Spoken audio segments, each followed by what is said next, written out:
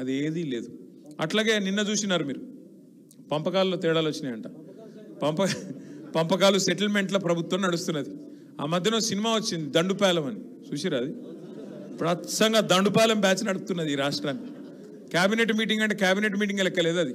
Alibaba అరడజన్ దొంగలు కలిసి meeting పెట్టుకున్నట్టున్నది ఆడ. గంత గలీజ్ వ్యవహారం నడుస్తుంది. నీకెంత నాకెంత. ప్రజల గురించి పట్టింపు లేదు, ప్రజల ఇచ్చిన హామీల గురించి పట్టింపు లేదు, పేదవాడి బతుకు తెరువు ఏమవుతుందన్నది లేదు, హైదరాబాద్లో రియల్ ఎస్టేట్ ఏమైంది, వ్యాపారం ఏమైంది, ఏది ఎట్లా నడుస్తున్నది, ఏ ఫికర్ లేదు. కేవలం మనం అందిన కాడికి దోసుకో, ఎక్కడనో తీసుకుపోయి దాసుకో, ఇదే సిద్ధాంతం. ఏంది పంచాయతీలు? నిన్న ఇంకో ఐఏఎస్ అధికారి రాజీనామా చేసిండు. దేనికి? ఇంకా 10 ఏళ్ళు సర్వీస్ ఉంది ఆయనకు. రిజ్వీ గారు 10 ఏళ్ళు సర్వీస్ ఉంటే అది విడిచిపెట్టి ఇక నా వల్ల అయితే లేదు ఈ ప్రభుత్వంలో అని చెప్పి ఆయన రాజీనామా పెట్టి ప్రైవేట్ కంపెనీలో పనిచేసుకుంటా అని వెళ్ళిపోయాడు. ఏం జరిగింది అని మేము తెలుసుకుంటే, ముఖ్యమంత్రి అల్లుడు మద్యం కాంట్రాక్ట్లలో అదేదో ఉంటుంది అటు హాలోగ్రామో బీలోగ్రామో, దాని మీద బాటిల్ మీద వేసే ఏదో దానికోసం ఆ స్టిక్కర్ కోసం ఆ కాంట్రాక్ట్ కోసం ముఖ్యమంత్రి గారు అల్లుడు మనసు పడ్డాడట. దాని మీద నాకు కావాలి అన్నాడట. ఇదే దాని మీద మళ్ళా మంత్రి గారి కొడుకు మనసు పడ్డాడట, జూపల్లి కృష్ణారావు కొడుకు. అంటే రేవంత్ రెడ్డి అల్లుడు, జూపల్లి కృష్ణారావు కొడుకు, ఇద్దరు ఒకటే టెండర్ మీద పడ్డారట. పడే వరకు మధ్యలో పాపం ఈ అధికారి ఉండే రిజ్వీ. ఏం చేయాలి ఆయనను ఈయనను ఇద్దరిని ఒప్పించలేక చివరికి ఇక అతను కాదరాబాయ్ అని చెప్పి దండం పెట్టి ఉద్యోగం విడిచిపెట్టి ఆయన వెళ్ళిపోయాడు. అంటే ఏ రకమైన దౌర్జన్యాలు, ఏ స్థాయిలో వీళ్ళ దుర్మార్గాలు, ఏ స్థాయిలో అరాచకాలు జరుగుతున్నాయో దాన్ని బట్టే చెప్పొచ్చు. 2 ఏళ్ళైంది ప్రభుత్వం వచ్చి. 2 ఏళ్లలో మీరు ఒక్కసారి గుర్తు తెచ్చుకోండి. ఒక్క మాట ప్రజలకు ఇచ్చిన ఒక్కటంటే ఒక్క మాట నిలబెట్టుకున్నారా? ఏదన్నా ఏమన్నంటే ఒకటి చెప్తారు, ఫ్రీ బస్సు. ఇక ఆ ఫ్రీ బస్సు ఎట్లున్నది? ఆడోళ్ళకి ఫ్రీ అట, మగోళ్ళకి డబల్ టికెట్ అట. ఇక అదేం ఫ్రీ బస్సు నాకు అర్థం కాదు. కుడి చేత్తో ఇచ్చి ఎడమ చేత్తో తీసుకుంటే అది ఫ్రీ ఎట్లయితుంది? మళ్ళీ ఇంట్లో ఉండే పిల్లలకు 25% బస్ పాస్ పెంచారు.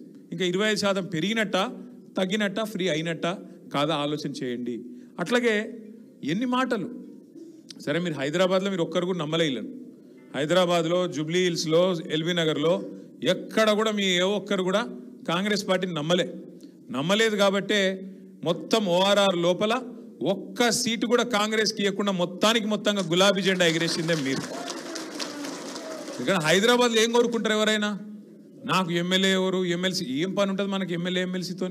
ఇప్పుడు అమాసకో పుణ్యంకో రాంగ్ హలో అంటే హలో, గంతే తప్ప ఏం పని ఉంటుంది మనకు తెల్లారలేస్తే? కానీ ఏం కోరుకుంటారు హైదరాబాద్లో ఎవరైనా?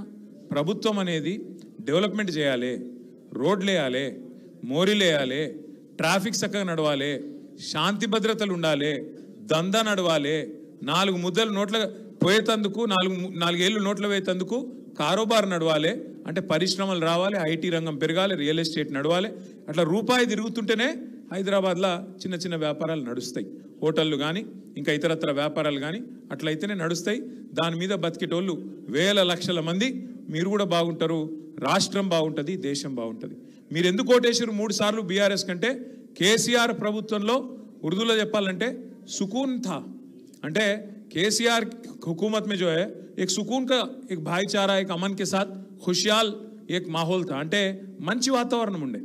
ఒక అన్నదమ్ముల లెక్క హిందూ ముస్లిం పంచాయతీ లేదు, ఏ రకమైన మీకు వేధింపులు లేవు, ఏదైనా వ్యాపారం చేసుకుంటే అడిగేటోడు లేడు, ఇక్కడ ఎట్లా అట్లెట్లా అని తిట్టేటోడు లేడు, అనవసరంగా మీ బిజినెస్లో ఏళ్ళు పెట్టేటోడు లేడు, రౌడీ షీటర్లు లేరు, ఈ రకమైన పరిస్థితి లేదు.